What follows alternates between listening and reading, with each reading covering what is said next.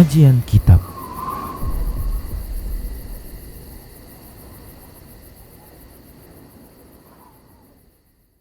Assalamualaikum warahmatullahi wabarakatuh. Innal hamdalillah nahmaduhu wa nasta'inuhu wa nastaghfiruh wa na'udzu billahi min shururi anfusina wa min sayyiati a'malina. Man yahdihillah fala mudilla lahu wa man yudlilhu fala hadiyalah. Wa asyhadu an la ilaha illallah wahdahu la syarika lah wa asyhadu anna Muhammadan abduhu wa rasuluhu sallallahu alaihi wasallam. Qala Allah tabaraka wa ta'ala,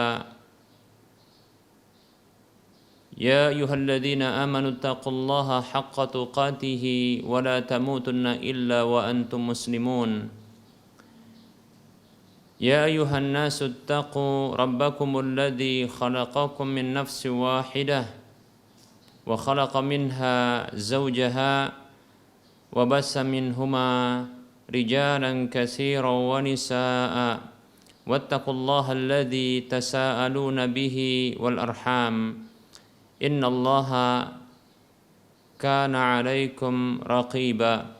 Ya ayyuhalladzina amanu taqullaha wa qulu qawlan sadida yuslih lakum a'malakum wa yaghfir lakum dhunubakum wa may yuti'illaha wa rasulahu faqad faza fawzan 'azima. Amma ba'd, fa inna asdaqal hadisi kitabullah wa khairal huda huda Rasulillah sallallahu alaihi wasallam wa syarral umuri muhdatsatuha wa kullu muhdatsatin bid'ah wa kullu bid'atin dhalalah wa kullu dhalalatin finnar.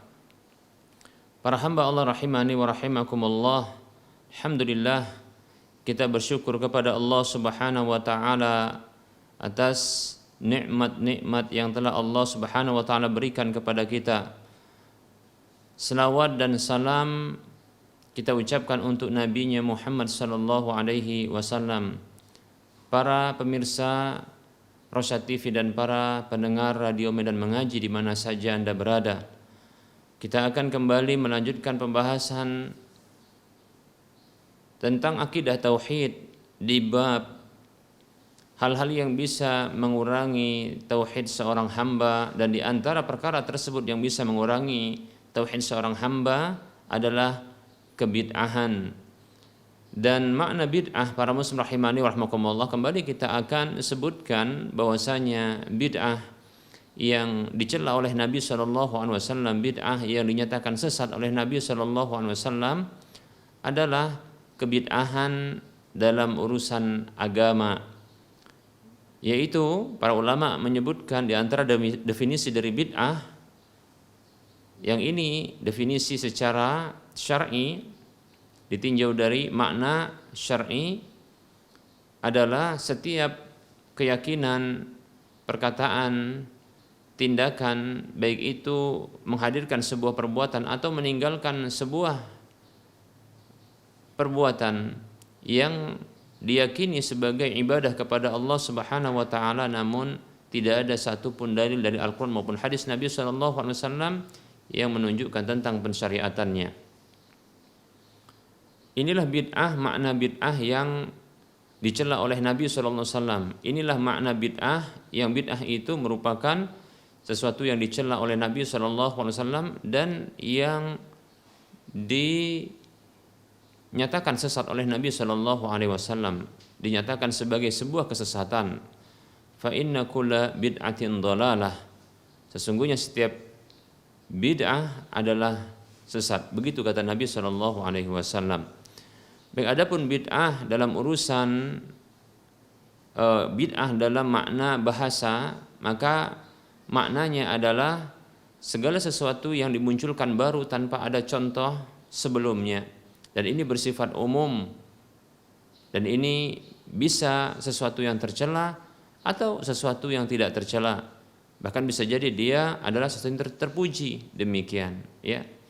Seperti contohnya bid'ah dalam urusan teknologi yang ternyata ini membawa manfaat kepada manusia. Demikian para muslim rahimani wa rahimakumullah. Namun bukan bid'ah seperti ini yang dimaksudkan oleh Nabi Shallallahu Alaihi Wasallam. Yang dimaksudkan oleh Nabi Shallallahu Alaihi Wasallam bid'ah dalam urusan agama ini. Nah, dalam ungkapan yang lain Nabi Shallallahu Alaihi Wasallam bersabda, hadis yang dikeluarkan oleh Imam Bukhari dan Muslim, bahkan disepakati oleh keduanya, dari ibunda Aisyah radhiyallahu anha, Rasulullah Shallallahu Alaihi Wasallam bersabda, "Man ahdasa fi amrina hadza ma laysa minhu fahuwa raddun." Siapa saja yang memunculkan baru dalam urusan agama kami ini sesuatu yang bukan darinya, maka dia tertolak. Demikian. Baik para muslim rahimani wa rahimakumullah. Itulah maksudnya bid'ah yang tertolak tersebut. Baik para muslim rahimani wa rahimakumullah. Kita akan menyebutkan tentang bentuk bid'ah atau contoh bid'ah di dalam amaliyah, yaitu zikir-zikir yang bid'ah. Baik para muslim rahimani wa rahimakumullah,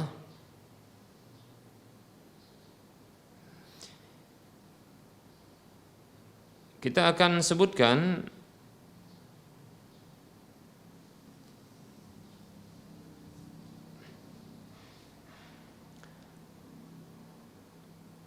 zikir yang dia tidak disyariatkan. Zikir yang bid'ah adalah zikir yang dilakukan oleh seseorang yang tidak terdapat lafadz zikir tersebut di dalam dalil-dalil syar'i Al-Quran maupun hadis Nabi Shallallahu Alaihi Wasallam, atau zikir yang dia disebutkan lafadznya secara syar'i namun dihadirkan dengan bentuk atau tata cara yang baru, atau zikir yang diulang-ulang di waktu atau di tempat atau di dalam satu ibadah yang khusus yang dia tidak ditunjukkan oleh dalil tentang pensyariatannya. Demikian para muslim rahimani wa rahimakumullah.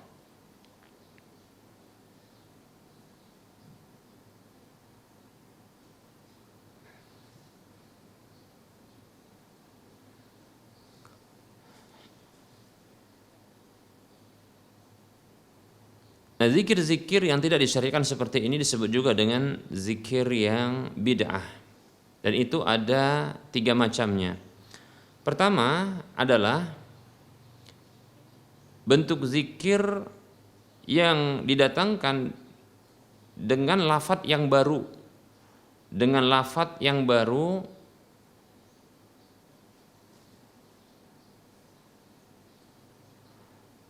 yang sebahagiannya itu disebutkan lafadznya secara syar'i, namun yang lainnya itu ditinggalkan. Jadi ini sesungguhnya lafadz baru, ya, yaitu dengan menyebutkan sebahagian lafadz zikir yang disyariatkan, namun meninggalkan sebahagiannya, sehingga tidak sempurna makna yang menunjukkan ya kepada zikir tersebut. Seperti contohnya zikir dengan menyebutkan dhamir hu.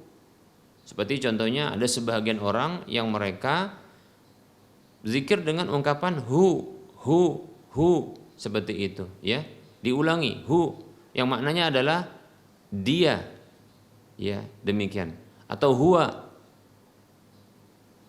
itu maknanya dia juga sama, demikian. Atau dengan menyebutkan ya zikir berupa nama Allah Subhanahu wa taala yang sendiri, yaitu Allah, bukan Allahu Akbar, atau bukan subhanallah, bukan la ilaha illallah, namun ditinggalkan lafadz yang lainnya, ya, sebagian lafadz yang lain ditinggalkan, disebutkan ya sebahagian lafadz yang itu terdapat dalam zikir yang syar'i. Seperti contohnya Allah, Allah, Allah, Allah, demikian.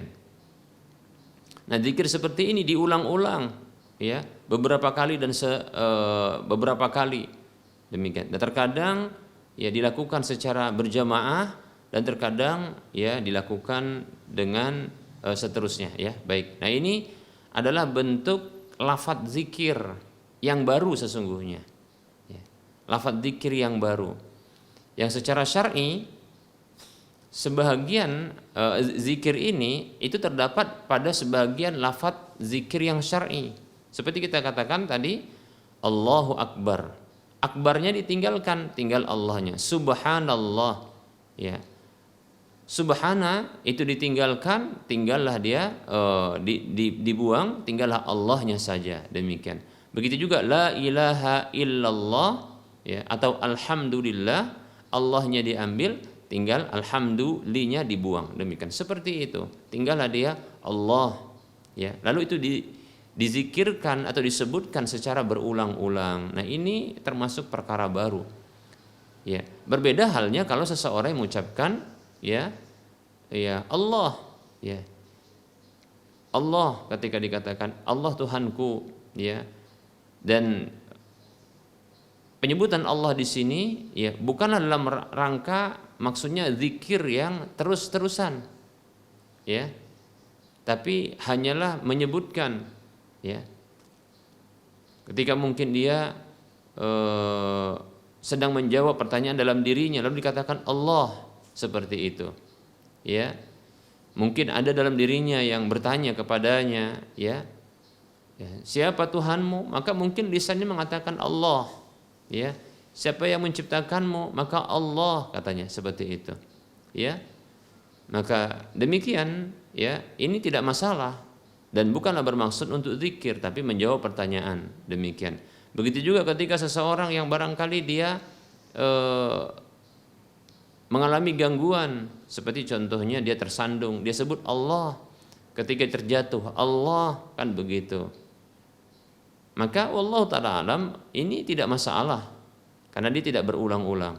Nah, yang termasuk perkara baru dalam zikir adalah dia sebut Allah itu berulang-ulang, Allah, Allah, Allah, sampai mungkin hitungan ya tertentu, demikian. Nah, inilah yang dia termasuk zikir ya dengan cara yang baru, ya, yang tidak disyariatkan, alias ini zikir yang bid'ah. Wallahu taala alam. Karena kita tidak dapatkan ya Nabi SAW yang mengulang zikir seperti itu, ya,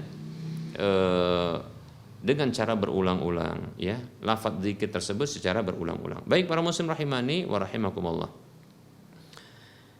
Bentuk yang kedua para muslim rahimani wa rahimakumullah adalah melakukan zikir yang disyariatkan tapi dengan bentuk atau tata cara yang baru yang dibuat-buat. Seperti ada sekelompok orang yang mereka berkumpul untuk berzikir, ya, berkumpul untuk berzikir, lalu mereka bertakbir secara bersamaan, atau mereka berselawat kepada Nabi secara bersamaan, atau mereka bertahlil, takbir Allahu Akbar, Allahu Akbar, Allahu Akbar, atau la ilaha illallah, la ilaha illallah, berulang-ulang, dan ini secara berjamaah, atau berselawat kepada Nabi dengan satu suara, ya, berjamaah, demikian.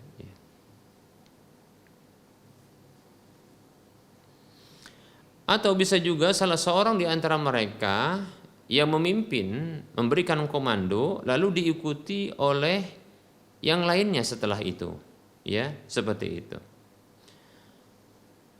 Atau menyebutkan dengan ya berzikir sekian, ya, berzikir sekian kali maka disebutkan maka zikir sekian kali, ya, demikian. Lalu mereka pun mengikuti sesuai dengan arahan dan komando dari orang tersebut. Baik para muslim rahimani wa rahimakumullah, sesungguhnya ya hal ini telah diingkari oleh salah seorang sahabat senior Nabi Shallallahu alaihi wasallam, yaitu Abdullah bin Mas'ud radhiyallahu anhu. Ya.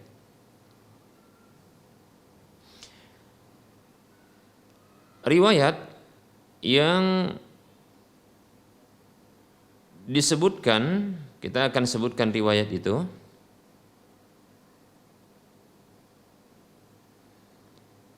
Ya, hadis ini hadis yang atau riwayat ini disebutkan oleh Imam Ad-Darimi dalam kitab Musnadnya.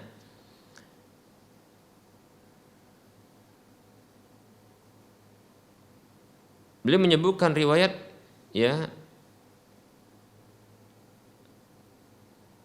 dari Al-Hakam bin Ibnul Mubarak telah mengkabarkan kepada kami. Ia bercerita, ia mengatakan telah menceritakan kepada kami Amr ibnu Yahya. Ia berkata, aku mendengarkan ayahku menceritakan dari ayahnya, yaitu kakeknya.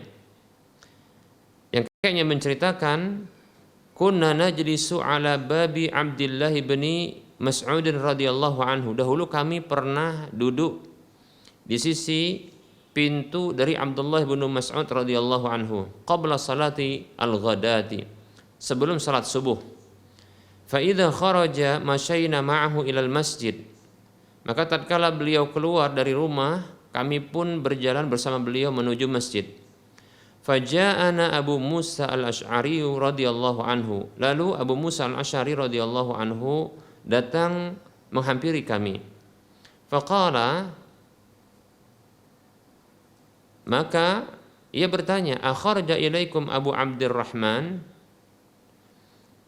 apakah Abu Abdurrahman yaitu Abdullah bin Mas'ud itu telah keluar ya bersama dengan kalian menuju kalian?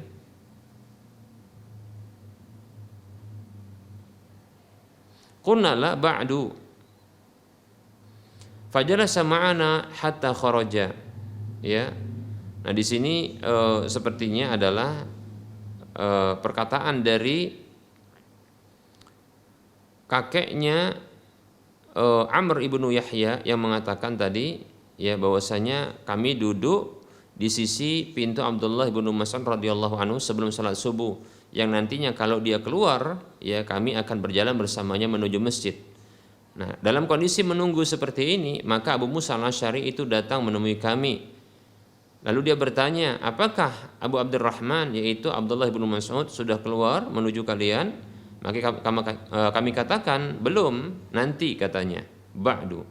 Fajalasa ma'ana hatta kharaja. Lalu duduklah ia bersama kami hatta kharaja, sampai ya Abdullah bin Mas'ud itu keluar. Falamma kharaja, maka tatkala ya beliau telah keluar, qumna ilaihi jami'an, maka kami pun berdiri menuju beliau seluruhnya.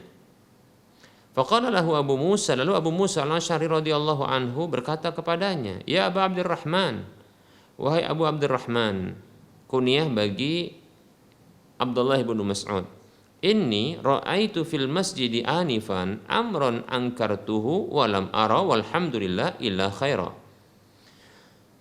Wahai Abu Abdurrahman, sesungguhnya aku tadi melihat di masjid sebuah perkara, sebuah hal yang aku ingkari, namun aku tidak memandang hal tersebut kecuali kebaikan, walhamdulillah.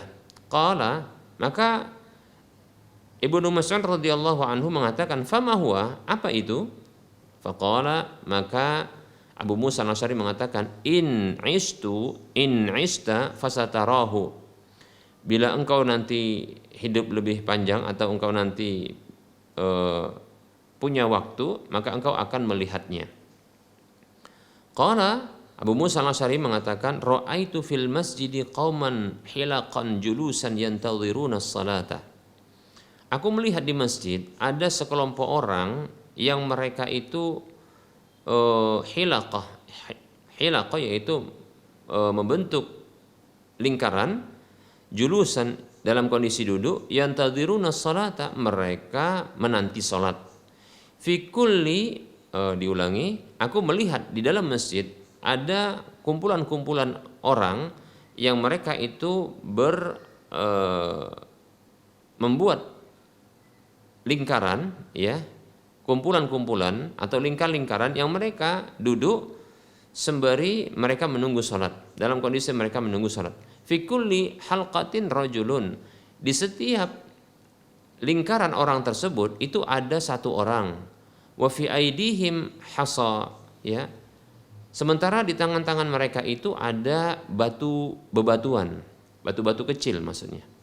Fayaqulu, lalu satu orang tersebut itu mengatakan, kabbiru mi'atan, ya, bertakbirlah mi'atan, ucapkanlah Allahu Akbar 100 kali.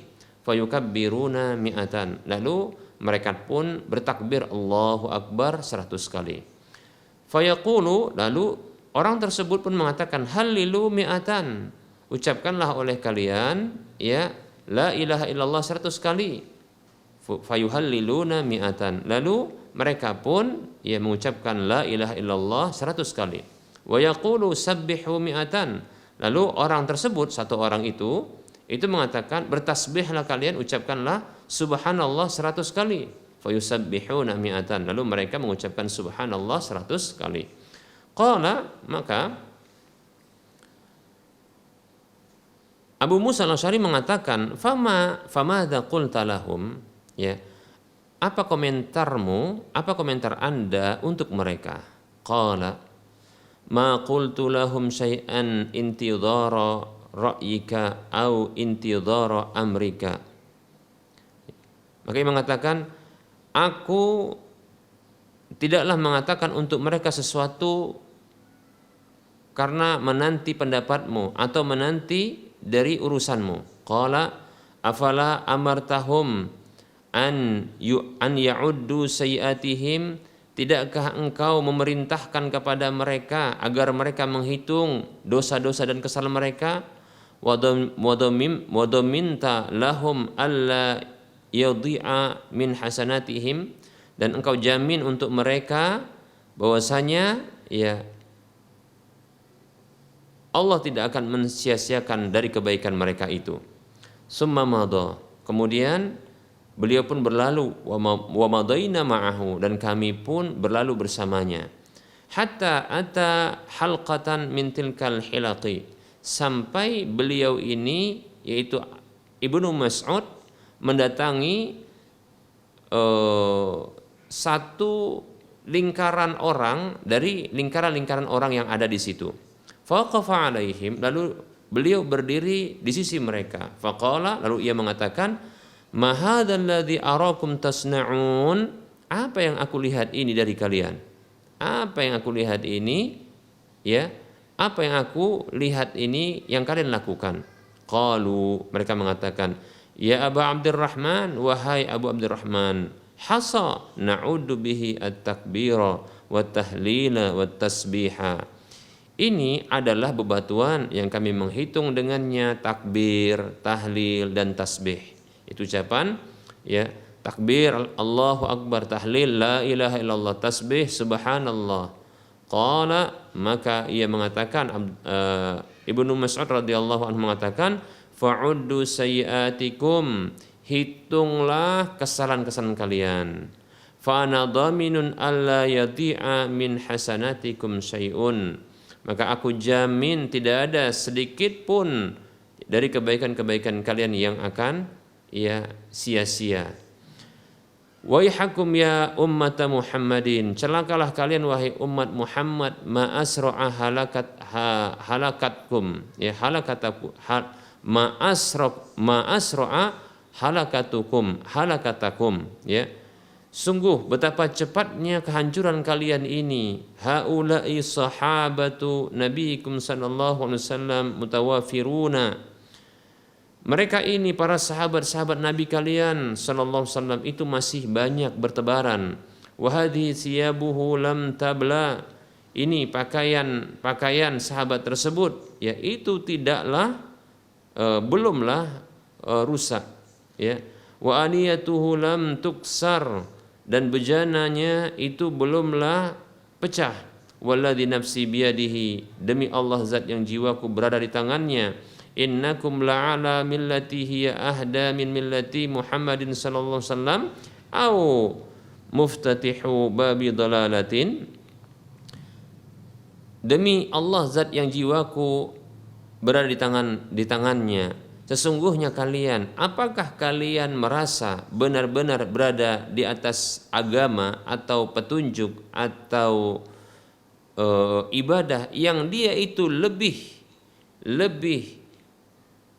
mendapatkan petunjuk ketimbang agamanya Nabi Muhammad SAW, ataukah kalian itu sedang membuka pintu kesesatan? Demikian. Ini pertanyaan yang luar biasa, ya. Kata Ibnu Mas'ud radhiyallahu anhu, demi Allah zat yang jiwaku berada di tangannya, sesungguhnya ya kalian, apakah kalian benar-benar berada di atas agama yang itu lebih mendapatkan petunjuk ketimbang agamanya Nabi Muhammad SAW, ataukah kalian itu ya sedang membuka pintu kesesatan? Jadi dua-duanya pun tidak, ya.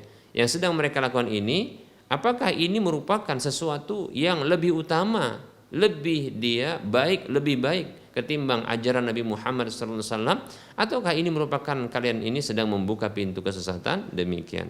Maka mereka mendapatkan ungkapan demikian dari sahabat Nabi SAW yang senior ini. Mereka mengatakan, qalu wallahi ya Aba Abdurrahman, wahai demi Allah wahai Abu Abdurrahman, ma aradna illal khaira, kami tidaklah menginginkan kecuali kebaikan. Dari tindakan mereka itu, mereka menginginkan kebaikan. Itu maksudnya. Qala, maka Ibnu Mas'ud radhiyallahu anhu mengatakan, wa kam min muridin lil khairi lan yusibahu. Ya. Betapa banyak orang yang menginginkan kebaikan namun sekali-kali dia tidak mendapatkannya. Inna Rasulullah sallallahu alaihi wasallam haddatsana anna qauman yaqra'una al-Qur'ana la yujawizu ya taraqiyahum wa imullah. Sesungguhnya Rasulullah sallallahu alaihi wasallam menceritakan kepada kami bahwasanya ada satu kaum yang mereka membaca Al-Qur'an namun tidak melewati kerongkongan-kerongkongan mereka. Demi Allah, ma adri la'alla aksaruhum minkum. Ya. Maka beliau mengatakan, demi Allah, aku tidak mengetahui, ya, barangkali kebanyakan kalian itu termasuk dari orang yang disebutkan Nabi tadi sallallahu alaihi wasallam. Summa tawalla anhum. Kemudian Abdullah bin Mas'ud pun berpaling dari mereka, yaitu meninggalkan mereka. Faqala Amr bin Salamah. Lalu ada seorang rawi yang mengatakan, yang hadir di situ mengatakan, Amr bin Salamah ya mengatakan, ra'aina ammata ulaikal hilaqi yuta'inuna yawman nahrawani ma'al khawariji. Ya. Apa kata Amr ibnu Salamah? Kami melihat kebanyakan mereka yang ada di lingkaran-lingkaran itu, maksudnya lingkaran manusia yang berzikir itu, mereka itu turut serta, ya, bersama di barisan bersama dengan orang-orang Khawarij di peperangan Nahrawan. Masya Allah, ya, luar biasa ini. Baik para muslim rahimani warahmatullah, ini sanadnya jayyid. Baik para muslim rahimani warahmatullah, ini menunjukkan bahwasanya tindakan ini perkara baru dalam agama dan ini merupakan sebuah ya kebid'ahan. Demikian para muslim rahimani wa rahimakumullah. Baik, kita akan sebutkan berikutnya para muslim rahimani wa rahimakumullah. Bentuk yang kedua, maksudnya contoh yang kedua dari bentuk yang kedua, melakukan zikir-zikir yang disyariatkan namun dengan cara yang baru, cara yang dibuat, yang dimunculkan, ya. Yang kedua contohnya adalah ya,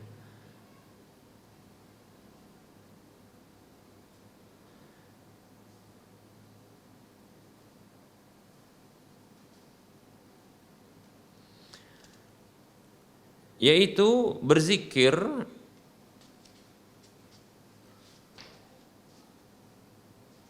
dengan diiringi ya alat-alat, ya, alat-alat musik, ya, seperti itu. Walaupun zikirnya adalah zikir yang disyariatkan, yaitu seperti Contohnya adalah ya berzikir subhanallah, alhamdulillah, Allahu akbar, ya, wala ilaha illallah, ya, subhanallah walhamdulillahi wala ilaha illallah wallahu akbar, subhanallahi walhamdulillahi wala ilaha illallah wallahu akbar. Demikian. Namun ini dengan alat musik, ya, dengan alat musik dilakukan, ya. Begitu juga ya barangkali dengan alunan-alun musik, ya, alat musik, alunan musik, atau dengan ya gerakan-gerakan, ya. Begitu juga dengan gerakan-gerakan tertentu seperti mungkin tarian, ya, goyangan, ya, gelengan dan seterusnya. Baik para muslim rahimani wa rahimakumullah. Zikirnya adalah sebuah hal yang zikir, yaitu zikirnya, lafaz zikirnya sesuatu yang disyariatkan, ya, seperti Allahu Akbar, Allahu Akbar, Allahu Akbar, Subhanallah, Subhanallah, Subhanallah, Subhanallah, La ilaha illallah, La ilaha illallah. Namun ini dengan diiringi, ya, alat musik atau gerakan-gerakan tertentu seperti tarian-tarian, ya, gelengan-gelengan, ya, goyangan-goyangan seperti itu. Maka yang seperti ini walaupun dengan alasan untuk menguatkan iman, ya, atau untuk meresapi zikir tersebut, maka yang seperti ini adalah termasuk perkara baru dalam urusan agama ini. Demikian, karena cara tersebut tidak pernah diajarkan oleh Nabi Sallallahu Alaihi Wasallam.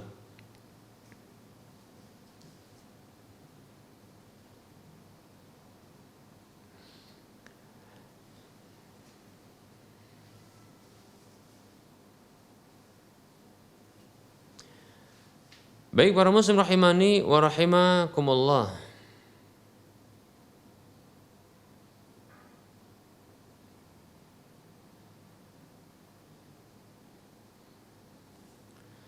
Berikutnya adalah ya zikir tersebut, ya, yang ini maksudnya adalah yang contoh ketiga dari bentuk yang kedua, yaitu melakukan zikir yang disyariatkan tapi dengan cara yang baru atau dengan metode yang baru, yaitu dengan cara yang ketiga ini, dengan cara menambahkan zikir yang disyariatkan dengan tambahan yang lainnya yang tidak berasal darinya, ya. Dan terus menerus, ya, melafadzkan zikir tersebut, ya, setiap kali menzikirkan atau menyebutkan zikir yang disyariatkan itu. Demikian.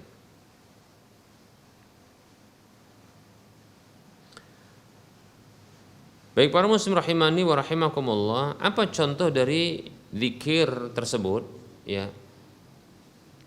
Seperti, ya, zikir, ya,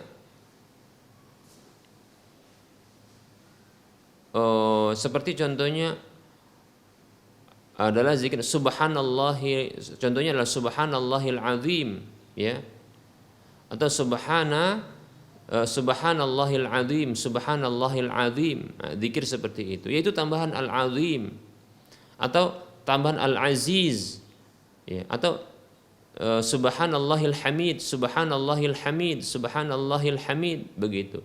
Itu zikir yang terus diulang-ulang, ya, ditambahkan al-hamid atau al-azim atau al-aziz, ya, atau al-karim, ya, pada zikir yang disyariatkan, yaitu subhanallah, dan ini diulang-ulang seperti itu. Maka yang begini adalah termasuk perkara baru dalam urusan agama ini, bid'ah. Ya, demikian. Baik para muslim rahimani wa rahmakumullah. Ingat, maksudnya adalah yang dia diulang-ulangi, ya, ketika, ya, menyebutkan zikir tersebut beserta dengan tambahannya. Baik para muslim rahimani wa rahimakumullah, kita akan sebutkan, ya, ungkapan dari Syekh Muhammad bin Abdussalam Asy-Syuqairi Al-Misri, seorang ulama Mesir, di dalam kitab As-Sunan wal Mubtada'at, di bab yang ke-24 tentang wajibnya berselawat kepada Nabi sallallahu alaihi wasallam serta tentang keutamaan salawat tersebut, tata caranya demikian. Ya. Dan kerugian serta kebakhilan orang yang meninggalkannya di halaman yang ke 246 247. Beliau mengatakan i'lam anna salawatil bakariyata wad-duradiyya wad-duradiyariyah ya wal miraghaniyah kullaha mukhtara'atun wa mubtada'atun. Beliau katakan, ketahuilah sesungguhnya selawat-selawat ya bakariyah, durdiriyah, kemudian miraghaniyah, semuanya itu adalah selawat yang dibuat-buat dan dia adalah bid'ah. Wa kadza kitabu afdhalus salati ala sayyidi as-sadat. Demikian pula kitab yang berjudul Afdhalus salati ala sayyidis sadat dan kitab Salawatus sana ala sayyidil anbiya ya li Nabhani ya punya Imam An-Nabhani. Kemudian kitab Raudatul Asrar fi salati alal Mukhtar ya. Gitu juga kitab At-Tuhfatur Rabbaniyah bis salati ala Imamil Hadratil Qudusiyah. Begitu juga kitab Miftahul ya Madadi fi salati ala Rasuli As-Sanadi ya. Kemudian kitab Tafakkur wal I'tibaru fi salati ala Nabil Mukhtar ya punya Ahmad bin Sabit Al-Maghribi. Wa kadza kullu kitabin rattabtu fihi atau rutibat fihi as-salatu ala nabi sallallahu ala hurufil mu'jami kan yaqula fi Allahumma salli ala sayyidina Muhammad al-qail innamal a'malu binniyat wa yadhkuruna ba'da kulli tasliyatin hadisan nabawiyan au saj'an ya fa'lam annahu hadasun ya fid din. Beliau mengatakan ya demikian pula setiap kitab yang diurutkan di dalamnya selawat kepada Nabi sallallahu alaihi wasallam dengan urutan ya huruf-huruf mu'jam yaitu seperti A, B, C, D, E, seperti seseorang mengatakan di dalam selawat itu Allahumma salli ala Sayyidina Muhammad ya Allah selawat ya berikanlah selawat kepada Sayyidina Muhammad yang mengatakan innamal a'malu binniyat, seperti itu ya. Dan mereka berzikir setiap selawat tersebut ya, dan mereka menyebutkan setiap kali selawat tersebut sebuah kisah Nabi sallallahu alaihi wasallam atau sebuah sajak ya. Maka ketahuilah bahwasanya hal tersebut adalah perkara baru dalam urusan agama ini ya. Wa syara'un lam ya'zan bihillah, dan itu merupakan syariat yang tidak diizinkan oleh Allah. Fala tataba'at akhi aslan illa bikulli ma yata'abbadu bihi Muhammadun sallallahu alaihi wasallam wa ashabuhu wa la taltafit ila ma lam yakhruj min fami Rasulillah sallallahu alaihi wasallam min fami Rasulillah sallallahu alaihi wasallam. Wahai saudaraku, maka janganlah kalian beribadah, janganlah kamu beribadah sama sekali kecuali dengan apa yang Nabi Muhammad SAW itu beribadah dengannya, demikian pula para sahabatnya demikian. Dan janganlah melirik kepada apa saja yang tidak pernah keluar dari mulutnya Rasulullah SAW. Wa illa falasta muhibban lahu wala muttabi'an lima ja'aka bihi. Kalaulah tidak demikian, yaitu engkau ya tidak beribadah dengan petunjuk Nabi SAW, maka engkau bukanlah pecinta Nabi sallallahu alaihi wasallam. Engkau bukanlah orang yang mencintai Nabi sallallahu alaihi wasallam. Engkau bukanlah orang yang mengikuti apa yang dibawa Nabi sallallahu alaihi wasallam. Wala muti'an li rabbika, dan engkau bukanlah orang yang taat kepada Rabbmu. Demikian itu tuh kepada Allah Subhanahu wa taala. Baik para muslim rahimani rahimakumullah. Nah, ini adalah contoh-contoh dari ya zikir yang caranya dibuat baru walaupun lafaz zikirnya ada sebagiannya yang disyariatkan. Baik para muslim rahimani rahimakumullah, ini merupakan ya termasuk zikir yang bid'ah. Wallahu taala alam. Insyaallah taala alam ya. Insyaallah taala kita akan lanjutkan pada waktu mendatang ya. Jenis atau macam yang ketiga dari zikir yang bid'ah. Baik para muslim rahimani wa rahimakumullah. Kita lanjutkan ya dengan sesi soal jawab. Baik, ada pertanyaan di sini ya. Assalamualaikum warahmatullahi wabarakatuh. Ustadz, saya Billy mau tanya hukum BPJS Kesehatan. Apakah sama dengan hukum asuransi? Waalaikumsalam warahmatullahi wabarakatuh. Barakallahu fiik. BPJS ya, hukum BPJS. Ketahui bahwasanya BPJS termasuk asuransi. Hanya saja ya asuransi di sini asuransi terkait dengan asuransi ya asuransi kesehatan yang dia atas asas ta'awun, demikian ya. Asas dasar asas ta'awun, yaitu saling tolong menolong. Bila BPJS yang dimaksudkan ini adalah BPJS kesehatan, baik itu yang mandiri maupun yang dari atau diperuntukkan bagi para tenaga bagi para pekerja ya atau karyawan yang dia sifatnya kesehatan, yaitu dengan cara membayar ya sejumlah uang, menyetorkan sejumlah uang, baik itu pihak masyarakat yang datang kepada pihak BPJS atau kepada sarana-sarana pembayarannya ya. Ini disebut dengan BPJS Mandiri, atau dipotong langsung dari gaji yang didapatkan oleh karyawan-karyawan ya. Dan berikutnya adalah ya, uang ini tidaklah diharapkan kembali dengan uang pula berikutnya, dan ini hanyalah sebagai setoran yang tidak akan dikembalikan ya uang tersebut. Maka ini adalah asuransi yang disebut dengan at-ta'min at-ta'awuni. Ini merupakan bentuk asuransi atas dasar atau atas asas ta'awun, dan ini termasuk adalah ya asuransi yang dibolehkan ya, asuransi yang dibolehkan. Jadi perlu kita ketahui ya, asuransi itu ada yang syar'i, ada yang tidak syar'i. Asuransi itu ada yang boleh, ada yang tidak boleh. Asuransi itu ada yang halal, itu ada yang haram, demikian. Asuransi yang halal adalah ya para peserta asuransi tersebut mereka menyetorkan uang tanpa berharap kembali uang tersebut. Ya, tanpa berharap kembali uang tersebut, yaitu dibayarkan. Nah, dibayarkan seperti ini, mereka tidak memang mengharapkan dan tidak dijanjikan pula untuk dikembalikan uangnya.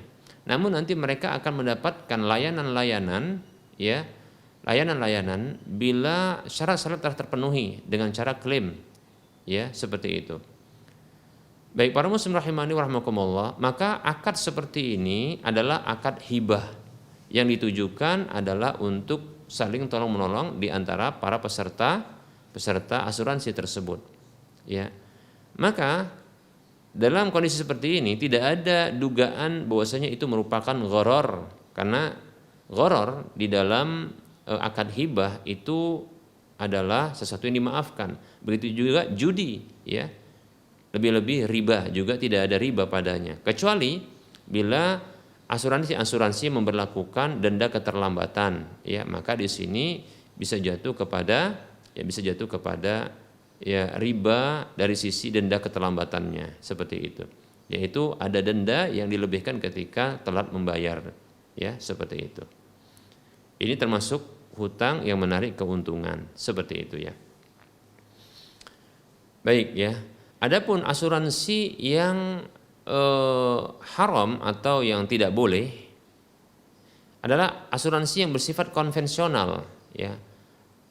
Disebut juga ya at-ta'min at-tijari ya, yaitu asuransi komersil.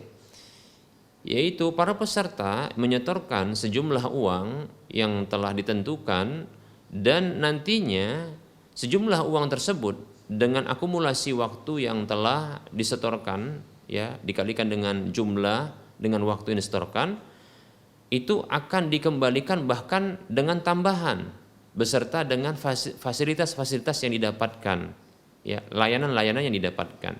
Maka ini tentunya, ya, adalah, ya, haram karena di sini ada 3 pelanggaran sekaligus yang bisa yang terjadi, yaitu riba, ya, begitu juga gharar, begitu juga judi, ya, demikian.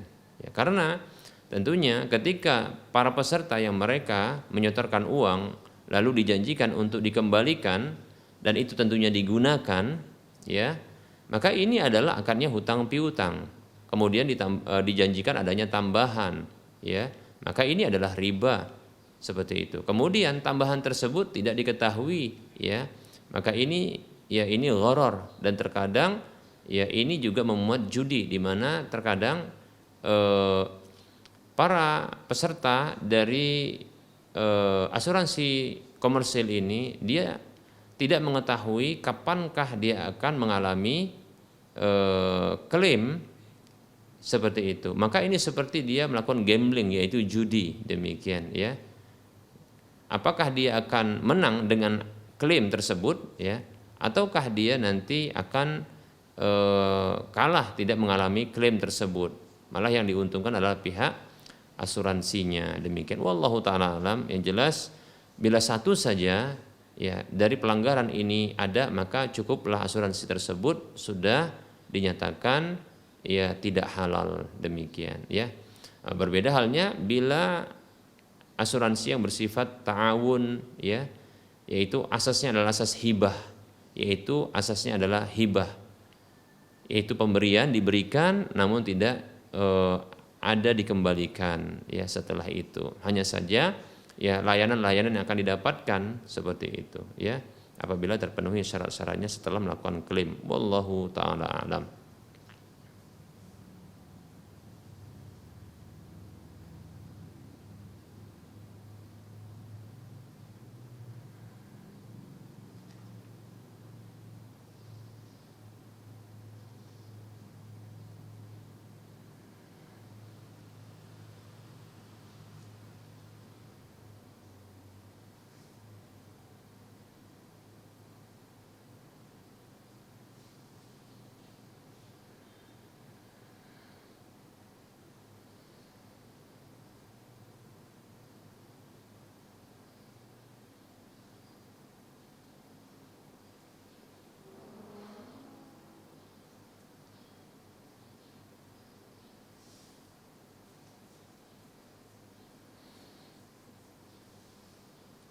Baik, ada pertanyaan di sini. Maaf Ustadz, di luar tema, ya, mau tanya, adik saya titip modal usaha sebesar 16 juta. Jadi adik sang penanya adalah seorang yang akan menjadi investor, ya. Dan per sejutanya adik saya hanya minta 50.000 dan dibayarkan atau dikeluarkan setiap bulan. Jadi setiap bulannya dia dapat 800.000. Dan ini sepakat antara kedua belah pihak. Apakah akad ini dibolehkan? Bagaimana hukum bagi hasil sesuai syariat? Syukran Ustaz. Jazakallahu khairan.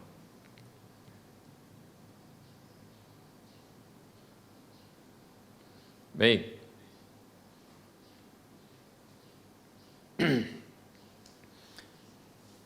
Sesungguhnya akad bagi hasil, baik itu dia dengan melibatkan pemodal tunggal maupun dengan pemodal patungan, maka pertama sekali yang harus ditetapkan adalah dan diketahui bersama, para investor atau investor pemodal itu wajib menanggung kerugian yang bersifat alami atau karena force majeure, ya, itu sebesar modal yang disertakan.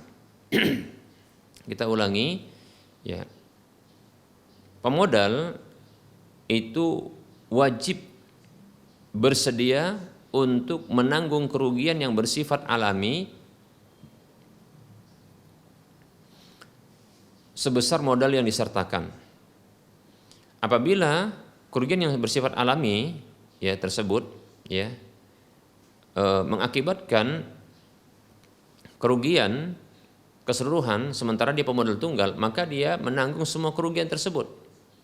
Ya. Kalau dia seorang pemodal tunggal, kan tentunya ya, pemodal tunggal. Namun apabila pemodal patungan, maka setiap pemodal itu menanggung kerugian sebesar modal yang disertakan. Ya, sebesar modal yang disertakan. Berapa persen modalnya dari modal keseluruhan, demikian. Maka sebesar itu pula dia menanggung kerugian yang bersifat alami. Ini yang pertama. Kemudian yang kedua adalah tidak boleh adanya penentuan keuntungan yang bersifat flat, yang bersifat stagnan, yang bersifat baku atau nominal tertentu. Tidak boleh. Ya. Nah, kasus yang ditanyakan ini, maka ini melanggar syarat yang kedua ini. Ya, syarat yang kedua, yaitu ada penentuan setiap 1 juta itu adalah 50.000. Maka ini merupakan bentuk ya pelanggaran di dalam akad bagi hasil ya atau musyarakah atau syirkah atau syarikah ini, demikian. Bahkan ya para ulama sebagaimana dinyatakan oleh Ibnu Qudamah dan Ibnu Mundir ya rahimahumallah, bahwasanya ini menjadikan akad bagi hasil itu menjadi batil. Demikian, menjadi batil seperti itu. Maka tidak boleh flat. Tidak boleh flat. Ya.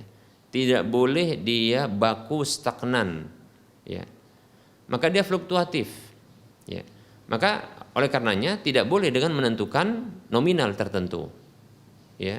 Begitu juga tidak boleh ya menetapkan keuntungan walaupun bentuk persentase tapi dari modal, tidak boleh. Persentase tapi dari modal, ini tidak boleh. Saya ulangi, ya. Syarat yang kedua adalah tidak boleh keuntungan baik itu salah satu dari pihak yang terlibat di dalam akad bagi hasil ini maupun kedua-dua belah pihak atau siapa saja ya. Mereka ini menentukan keuntungan secara flat, baku, stagnan. Ya. Seperti itu. Maka tidak boleh. Baik itu dengan nominal yang ditetapkan, seperti contohnya tadi dalam kasus 50.000 ya dari setiap 1 jutanya, sehingga modal yang disertakan 16 juta itu setiap bulannya menjadi 800.000 setiap bulannya, demikian. Maka ini merupakan pelanggaran terhadap syarat yang kedua ini. Atau dengan cara contohnya persentase. Walaupun dia persentase, ya, persentase itu dikali dengan modal itu sama saja. Seperti contohnya, ya, 5% ya atau 10% dari modal yang disertakan. Maka ini akan mengakibatkan keuntungan flat atau dia baku. Maka tidak boleh yang seperti ini, ya. Demikian.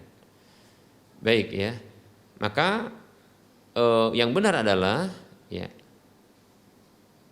keuntungan itu ditetapkan dengan persentase ya, keuntungan bagi hasil itu ditetapkan ya dengan persentase ya atau bahagiannya itu dikalikan dengan keuntungan bersih setelah dikeluarkan ya biaya operasional, setelah dikeluarkan biaya operasional keseluruhannya. Demikian. Kalau dia dalam bentuk persentase seperti contohnya pemodal yang mendapatkan 40%, ya. Kemudian pengelola mendapatkan sekitar 60%, katakan demikian. Walaupun tidak mesti, ya. Ini tergantung kesepakatan. Jadi ini sebenarnya termasuk syarat-syarat yang berikutnya, yaitu kebolehan dari pembagian keuntungan tersebut, ya, itu adalah disesuaikan dengan kerelaan, kesepakatan masing-masing, namun wajib dikalikan dengan keuntungan bersih. Keuntungan bersih yang didapatkan, ya, apakah per bulan atau per pekan, ya, per pekan, per bulan, ya, atau per 2 pekan, per bulan, atau per 3 bulan, atau per 6 bulan, atau per setahun, per tahun, maka ini tidak masalah, ya, seperti itu. Namun dari keuntungan bersih yang didapatkan setelah dikeluarkan biaya operasional, ya, biaya operasional itu bisa seperti contohnya biaya sewa gedung, ya, atau contohnya biaya gaji tenaga kerja, ya, begitu juga biaya mungkin perawatan, ya, begitu juga mungkin biaya pembayaran listrik, demikian pula air dan seterusnya. Maka ini termasuk, ya, biaya operasional. Yang jelas dikeluarkan biaya operasionalnya. Nah, ketika didapatkan hasil bersihnya, keuntungan bersihnya, baru ini dikalikan dari hasil keuntungan atau persentase keuntungan yang sudah disepakati, demikian. Nah, seperti itu, ya, demikian. Kemudian syarat berikutnya adalah, ya, tidak boleh pengelola itu mendapatkan gaji per bulan sekaligus dia mendapatkan bagian keuntungan dari persentase keuntungan bersih. Ya, tidak boleh. Ya, tidak boleh pengelola itu mendapatkan keuntungan, pengelola itu tidak boleh mendapatkan gaji bulanan sekaligus dia mendapatkan, ya,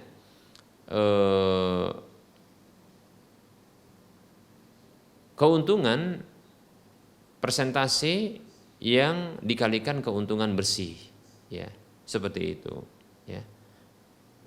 Karena ini menyalahi, ya, ini menyalahi, tidak boleh, ya, demikian, ya. Ini syarat yang berikutnya. Wallahu taala a'lam.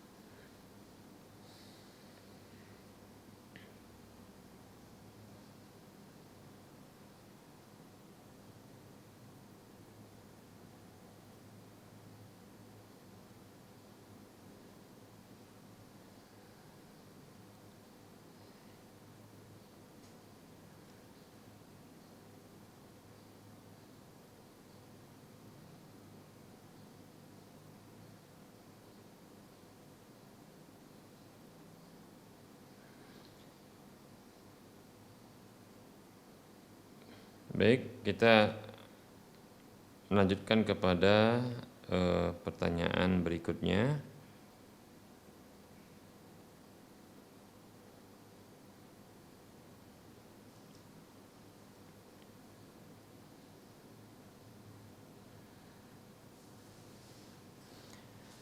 Assalamualaikum warahmatullahi wabarakatuh. Ustaz izin bertanya, apakah harta warisan yang sudah terlanjur dibagi rata, yaitu ahli waris 2 orang laki-laki dan 2 orang perempuan, telah dibagi rata atas ridho dari saudara laki-laki, apakah harta ini halal atau harus dikembalikan lagi dan dibagi lagi sesuai syariat? Kami khawatir berdosa, dan di sisi lain kami khawatir jika dikembalikan dan dibagi ulang akan merepotkan saudara-saudara yang lainnya. Syukran Ustaz. Waalaikumsalam warahmatullahi wabarakatuh. Afwan. Para ulama mereka berbeda pendapat tentang hal ini, ya, yaitu harta warisan dibagi sesuai dengan keridhaan dan kerelaan. Ya. Pendapat yang pertama adalah pendapat yang mengharamkan, ya. Karena mereka berpendapat bahwasanya pembagian warisan adalah hak Allah Subhanahu wa taala, bukan hak manusia. Demikian. Ya. Bukan hak Allah, bukan hak manusia tapi hak Allah Subhanahu wa taala. Dan ini dibuktikan bahwasanya, ya, Allah Subhanahu wa taala di dalam surah An-Nisa ayat 14 ya, mengancam ya orang-orang yang melanggar batasan-batasan Allah, dan di antara batasan Allah tersebut adalah tentang warisan, di mana Allah sementara ketika di ayat yang ke-13 setelah menyebutkan di ayat yang ke-11 dan 12 itu tentang pembagian warisan, Allah mengatakan tilka hududullah, itu adalah batasan Allah, demikian. Jadi batasan Allah diantaranya adalah tentang warisan. Lalu Allah SWT mengancam ya siapa saja yang tidak taat kepada Allah, wa may ya'sillaha wa rasulahu wa yata'adda hududahu, siapa saja yang durhaka kepada Allah dan Rasulnya kemudian melanggar batasan-batasannya, ya yudkhilhu naran, Allah masukkan dia ke dalam neraka, demikian. Itu di ayat yang ke-14-nya. Baik, ini dasar atau dalil yang dijadikan dasar landasan bagi pendapat pertama bahwasanya ya warisan, pembagian warisan itu adalah hak Allah bukan hak manusia, demikian. Seperti itu. Berikutnya ya pendapat yang kedua mengatakan bahwasanya ya pembagian warisan itu, warisan adalah hak manusia, begitu ya. Warisan adalah hak manusia. Karena harta itu adalah hak manusia, sehingga tatkala harta tersebut adalah hak manusia, maka boleh bagi ya manusia tersebut untuk merelakannya, seperti itu. Ini pendapat yang kedua. Wallahu taala alam. Kalau saya ditanya, maka sebenarnya saya ada kecondongan kepada pendapat pertama bahwasanya itu adalah hak Allah Subhanahu wa taala, ya, berdasarkan ayat yang sudah disebutkan tadi. Namun saya punya solusi yaitu seperti ini. Sebaiknya para ahli waris sepakat terlebih dahulu untuk dibagi secara ilmu waris agar tidak menghilangkan ya hak Allah Subhanahu wa taala. Setelah mengetahui bagian masing-masingnya dan itu adalah haknya, nah setelah itu silakan kepada pihak masing-masing dari ahli waris tersebut untuk menghibahkan bagiannya kepada saudaranya yang dianggap membutuhkan. Dalam kasus ini solusinya adalah dibagi terlebih dahulu warisan tersebut sesuai dengan ilmu waris. Jadi kalau dia 2 laki-laki dan 2 perempuan, 2 anak laki-laki dan 2 anak perempuan, maka bagian 2 laki-laki atau anak laki-laki 2 kali bagian perempuan, sehingga ya harta tersebut bukan dibagi 4 tapi dibagi 6. Dibagi 6. 2 bagian nantinya untuk ya masing-masing dari anak laki-laki, sisanya 1 bagian dan 1 bagian itu dibagi kepada anak perempuan. Nah, apabila setelah diketahui ya hak mereka dan sudah dibagi, maka dipersilahkan bagi masing-masingnya ya masing-masingnya dari anak laki-laki ini memberikan kepada saudaranya 1 bahagian lagi, demikian, seperti itu. Masing-masing dari anak laki-laki ini memberikan 1 bahagiannya kepada masing-masing anak perempuan, masing-masing saudara perempuannya, seperti itu. Maka ini solusi ya, sehingga hak Allah Subhanahu wa taala itu tidaklah digugurkan, ilmu waris itu tidak hilang, kemudian dan di sini ada kebaikan yang telah disampaikan, yaitu ya dia memberikan haknya kepada saudari-saudarinya, ya anak-anak laki-laki, yaitu memberikan bagiannya berbuat baik kepada saudari-saudarinya dari anak-anak perempuan sang orang tua yang telah wafat, demikian. Wallahu taala a'lam.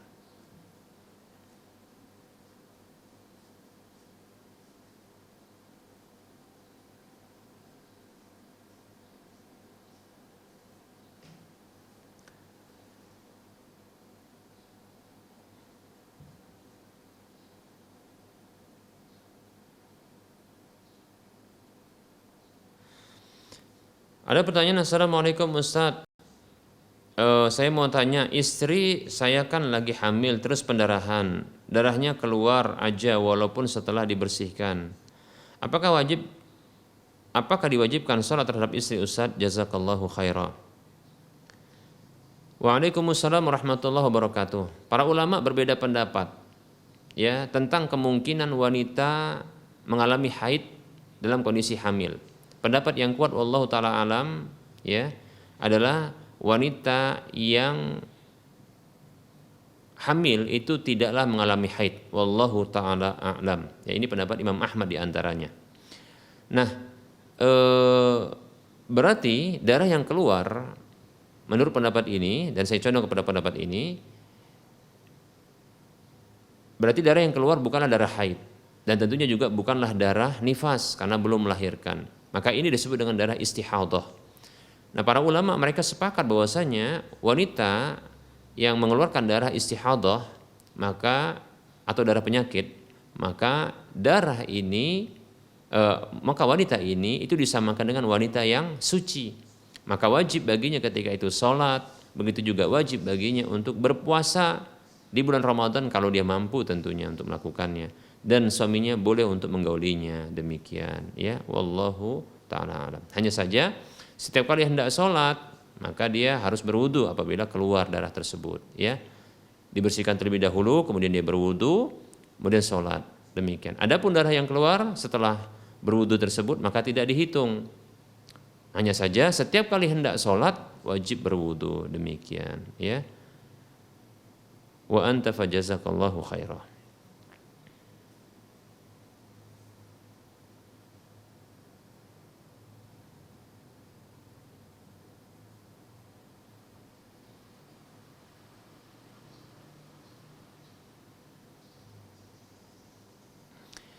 Maaf, ini ada pertanyaan yang sedikit sedikit tabu ya, tapi tidak apa-apa, ini penting. Assalamualaikum warahmatullahi wabarakatuh. Ustadz, izin nanya. Apabila seorang istri yang sedang haid terus suaminya meminta kemaluannya dimain-mainkan, maaf ya, ini di sini pertanyaannya begitu. Namun tanpa masuk ke dalam vagina istrinya.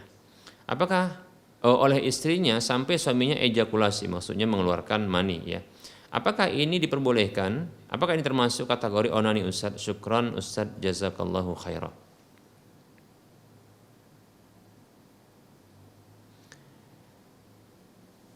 Waalaikumsalam warahmatullahi wabarakatuh. Nah, apabila seorang suami mengeluarkan mani karena sentuhan istrinya, maka hal yang seperti ini bukanlah terhitung onani, ya, karena onani tersebut adalah seseorang yang dia melakukan dengan sendirinya, baik itu dengan alat ataupun tangannya, ya, mengeluarkan maninya secara paksa. Demikian. Maka yang seperti ini disebut onani dan ini terlarang tentunya, ya, ini terlarang. Adapun ya ketika dia bernikmat-nikmat dengan istrinya dengan cara mungkin istrinya itu memegang dan menyentuh kemaluannya sampai mengeluarkan mani, maka ini bukanlah bentuk onani dan ini bukanlah hal yang terlarang. Ya, asalkan dalam kondisi haid seperti ini tidaklah menyetubuhi ya pada kemaluannya atau pada duburnya. Ya, demikian. Karena Nabi SAW ya mengatakan dalam sebuah hadis Nabi SAW, man ata haidan au imra'atan fi duburiha au atakahinan fasaddaqahu bima yaqul faqad kafara bima unzila ala Muhammad sallallahu alaihi wasallam. Kata Nabi SAW, siapa saja yang mendatangi seorang wanita yang haid, maksudnya adalah menggaulinya pada kemaluannya yang sedang haid, atau mendatangi wanita itu pada duburnya, yaitu pada jalan tempat keluar feses, atau mendatangi dukun, ya, lalu membenarkan apa yang diucapkannya, maka sungguh dia telah kufur terhadap apa yang diturunkan kepada Nabi Muhammad SAW. Jadi itu perkara yang diharamkan.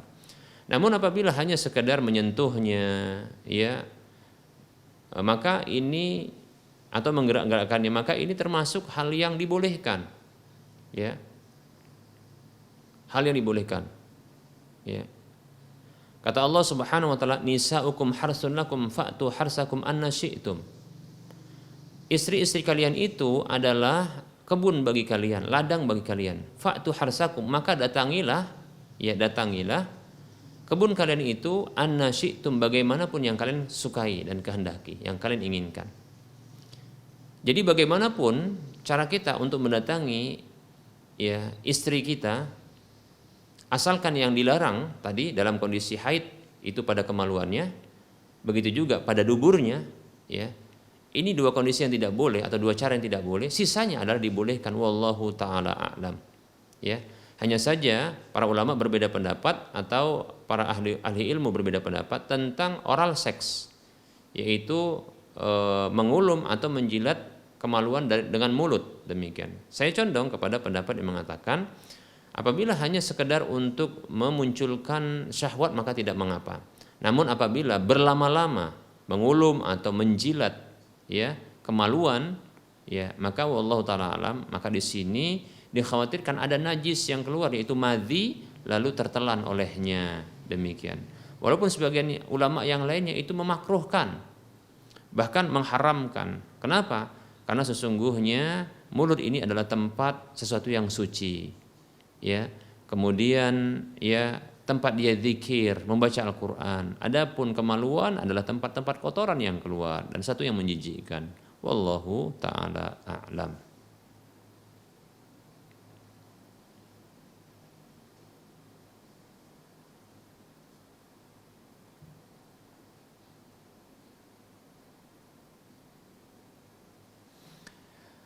Assalamualaikum.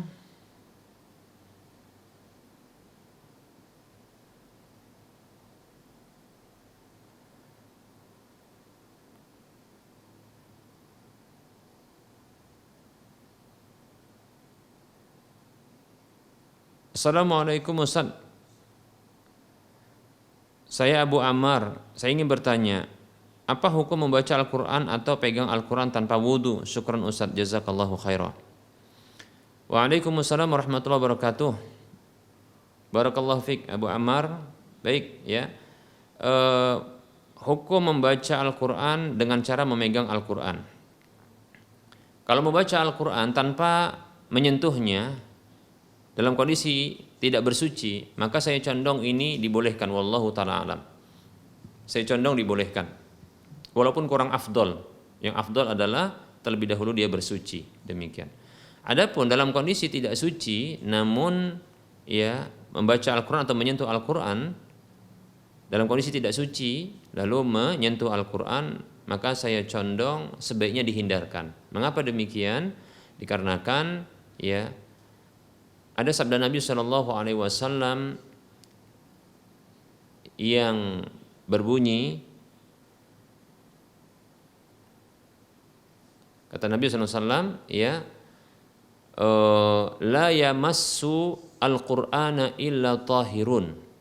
Hadis ini diperdebatkan oleh para ulama, dan setahu saya ini hadis yang dalam satu riwayat disahihkan oleh Syekh Al-Albani rahimahullahu taala. Ya.